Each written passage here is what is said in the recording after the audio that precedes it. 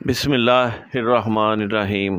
السلام علیکم دوستوں، آج ایک اہم ٹاپک پہ بات کرنی تھی کہ ہم لوگ کہتے ہیں کہ ہمارے ملک میں یہ انفلیشن بہت بڑھ گئی ہے، بے روزگاری ہے، جاب لیس ہے، مہنگائی ہے۔ تو اس کے تو میں نے صرف یہ بتانا تھا کہ ہمیں 75 سال میں ہم نے شروع دن سے جب سے پاکستان بنا تو ہم نے بیرونی امداد پہ منحصر کیا کام۔ اس میں ہم نے امریکن ایڈ پہ رکھا، دوسری ایڈ پہ رکھا، اس کے بعد جنرل ایوب کے دور میں بھی ایڈ آتی رہی، اور پھر پرویز مشرف کے دور میں جو جنگیں جب ہم پہ مسلط کی گئیں تو ہمیں جو وہ ڈالر ملے تو وہ ہمارا ملٹری کولیشن میں ملے۔ تو اس طرح ہم کہتے رہ گئے اکانومی بہت زبردست کر دی مشرف نے، اور وہ اس طرح ہماری اکانومی جو ہے نا ملک کی وہ چلتی رہی۔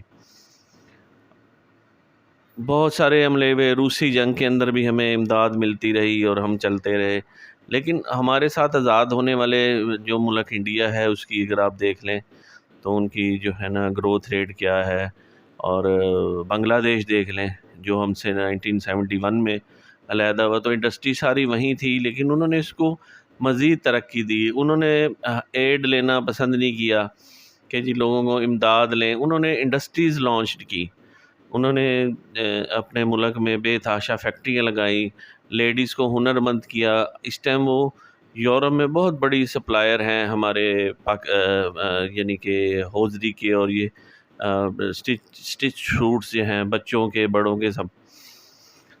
تو ہم نے کیا کیا، ہمارا یہاں بہت سے یوٹیوبرز ولاگرز بھی ہیں ملتان کے، ڈاکٹر کمیونٹی کے بھی وہ لوگ ہیں، وہ بہت اچھی یوٹیوب پہ ویڈیوز بناتے ہیں، لیکن کبھی انہوں نے یہ نہیں بتایا کہ انہوں نے ملک کے لیے کیا کیا۔ یہ ایک ڈاکٹر صاحب ہیں، میں نام نہیں لیتا، ان کے والد صاحب اتنے عرصہ سے پروفیسر رہے، ریٹائر ہوئے، خود وہ اتنے بڑے ڈاکٹر ہیں، تو وہ کیا پیشنٹ ہی چیک کرتے رہے؟ انہوں نے کسی ہاسپٹل میں انہوں نے چیمبر لے لیا اور انہوں نے کام سیدھا کر لیا۔ کوئی انہوں نے فیکٹری نہیں لگائی، لوگوں کو روزگار مل جائے، کوئی فیکٹری لگا لیتے، کوئی انڈسٹری لگا دیتے۔ آپ کا اللہ تعالیٰ نے آپ کو استطاعت دی ہے، آپ کو سپورٹ دی ہے، تو آپ بھی تو اپنے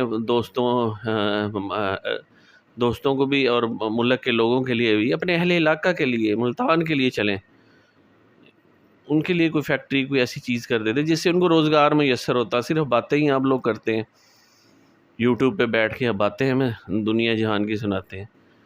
تو بھائی ہمیں بھی پتہ ہے کہ کس طرح لوگ آگے گئے ہیں۔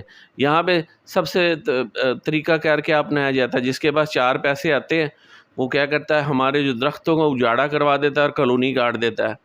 20 لاکھ روپے 80 مرلہ لے کے 20 لاکھ مرلہ کی جگہ فروخت کر دیتے ہیں۔ اس سے اچھا بزنس کوئی نہیں ہے ان لوگوں کے لیے۔ اس سے زیادہ کس بزنس میں پیسہ آئے گا مجھے بتائیں؟ تو کون کرے گا یہاں انویسٹمنٹ، کون فیکٹریاں لگائے گا، کون روزگار دے گا؟ سب شارٹ کٹ میں لگے ہوئے ہیں۔ جتنے لوگوں بھی انویسٹمنٹ آئی ہے انہوں نے اپنا پلاٹ لے لیے ہیں، کوئی گھر لے لیے ہیں کرائے پہ چڑھا دیے ہیں، کوئی دکانیں بنا لی ہیں، لیکن کوئی انڈسٹری نہیں لگائی، کوئی فیکٹری نہیں لگائی کہ غریب بھی کوئی 2 وقت کی روٹی کھا لے، اس کا روزگار لگ جائے۔ یہ بس ہماری جو ہے نا بس ہمدردیاں صرف یوٹیوب کے ولاگز تک کری ہیں۔ آپ لوگ بتائیں، آپ اتنی جو تقریریں جھاڑتے ہیں، آپ نے کیا کیا؟ ملتان میں کتنی انڈسٹریز ہیں، کتنی فارماسیوٹیکل انڈسٹریز ہیں، کتنی دوسری انڈسٹریز ہیں، کوئی مینوفیکچرنگ یونٹ ہے، کوئی ہوزری گارمنٹس کی فیکٹریز ہیں؟ کچھ بھی نہیں ہے، صرف باتیں یہاں پہ ہم ایک دوسرے کو کرتے رہتے ہیں۔ تو جب تک ہم یہ سوچ سے نہیں نکلیں گے کہ یار ہماری جو انویسٹمنٹ ہے وہ پلاٹوں سے ڈبل ہوتی ہم نے ملک کو، ہم نے ملتان کو کنکریٹ بنا دیا ہے، سوسائٹیاں بنا دی ہیں، درخت کے درخت جنگل اجاڑ دیے ہم نے کنکریٹ کے یہ میدان بنانے میں، اور اس میں وہ جو رہنے والے لگژریس لوگ ہیں وہی ہمیں یوٹیوب پہ بنا کے ہمیں یہ باتیں بتاتے ہیں۔ یار ہم لوگ عام آدمی ہیں، ہم عوام ہیں، ہمیں پتہ ہے کہ آپ لوگ کیا کر رہے ہیں۔ بھائی اپنی سوچ صرف یوٹیوب تکر اور ولاگز تکر نہ بدلیں، کوئی عملی قدم اپنائیں، انڈسٹریز لگائیں، ملتان کے لیے جابس لوگوں کے لیے اپرچونٹیز نکالیں۔ والسلام، بہت شکریہ۔